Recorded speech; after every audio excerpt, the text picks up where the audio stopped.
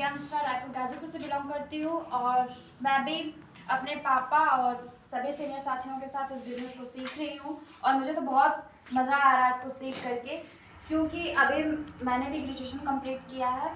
तो हमको लगता है कि अभी हम इसके लिए नौकरी के पीछे भागे, उसकी तैयारी करें, उसके बाद ही हमें जाना जाएगा, पहचाना जाएगा। लेकिन इस कंपनी मतलब इस जो हमारा अभियान है, इसके जरिए मुझे इतनी कम एज में काफ़ी लोग जानने लगे हैं।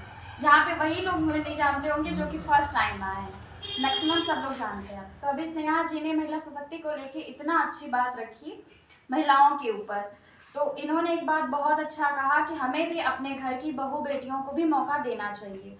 जैसे कि हमारी सरकार ने भी इतनी बड़ी योजना बनाई है, बेटी बचाओ बेटी पढ़ाओ।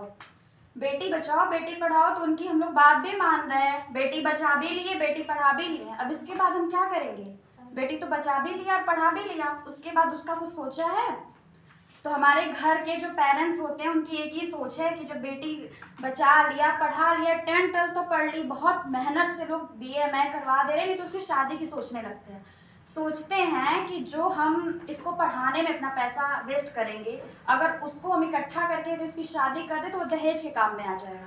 क्योंकि हमारा जो कल्चर, इसमें दहेज जो है ये इतना बड़ा कारण है लड़कियों की वजह, मतलब उनके पीछे होने का, क्योंकि उनको पहले से ही दबाया जाता है। अभी बच्ची थोड़ी सी बड़ी नहीं हुई, ज़्यादा घूमो नहीं, किसी से बोलो नहीं, ऊंची आवाज़ में ना बात करो। लेकिन कोई ये नहीं ध्यान देता कि वही बच्ची 1.5 से 3 साल की होती है कि देखती है मम्मी अगर कपड़ा उतार रही है तो वो उसे फोल्ड करने बैठ जाती है। झाड़ू मारना भले ना आता, वो झाड़ू मारना स्टार्ट कर देती है, टेबल पे खड़ा होकर चाय बनाना स्टार्ट कर देती है। और वहीं आपका बेटा जो है वो वहीं खाता है, बैठता है, घूमता है, लेकिन घर वाले उसे एक बार नहीं रोकते टोकते। क्यों? क्योंकि तो बेटा है, हमारे घर का चिराग है, हमारा वारिस है। बेटी क्या है? ये तो किसी और की अमानत है, किसी और के घर जाना है, इसको क्यों इतना ध्यान दे? बट नहीं, अब जनरेशन बदल रहा है, आप लोग भी अपनी सोच को बदलिए। कभी सोचा है? ठीक है, आपने शादी कर दी, उतने दान दहेज के साथ दिया, हो सकता है सब लोगों के पास उतना दान दहेज नहीं होता, उन्होंने अपने घर गिरवी रखे हैं, खेत गिरवी रखे, माँ के गहने गिरवी पड़े हैं, उस पे से इतना लोन लेके शादी किया। कोई गारंटी है कि वो ससुराल में हैप्पी होगी, खुशी होगी?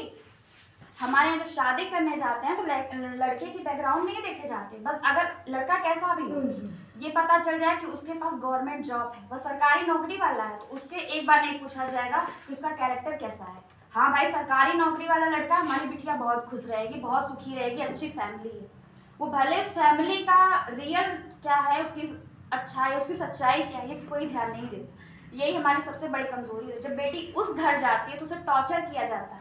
पहले तो आप अपने कलेजे का टुकड़ा उनको दे रहे हैं, उस पे से उतना दान दहेज दे रहे हैं, उस पे से भी उसे ये सुनने को मिलता है कि तुम्हारे बाप ने दिया ही क्या है, उन्होंने किया ही क्या है। और तुम उसे अगर वो कुछ बोलना चाहे बोल दे तो सबसे पहले तो उसे ये क्या कहता दबाया जाता है कि तुम दूसरे के घर से आई हो, हमारे घर में ऊंची आवाज में बात नहीं करना।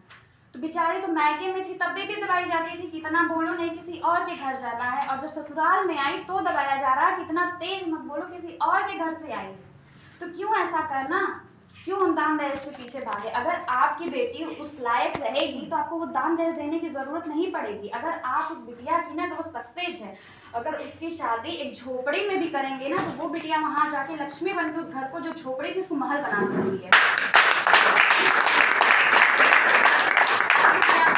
यही रिक्वेस्ट है कि अपनी बिटिया को पढ़ाइए और उसको इतना लायक बना